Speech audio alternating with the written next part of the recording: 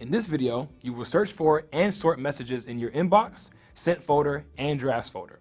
This will help you find what you need quickly in Gmail. To begin, start typing a contact's name in the search bar. Whatever you search for will autocomplete, so select the result from the given options. This will show all the messages in your inbox from that contact or containing the search terms.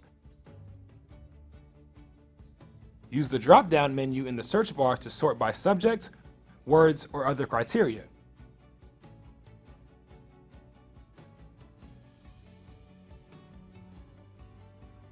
Go to your sent messages to search that folder. Then, type keywords, contact names, or other information in the search bar. Note that this will only return items in your sent folder.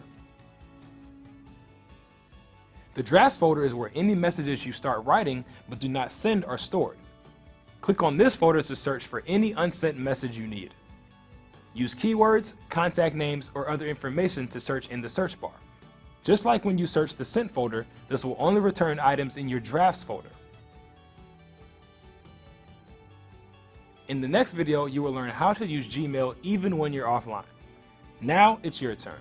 Search for and sort messages in your inbox, sent folder, and drafts folder.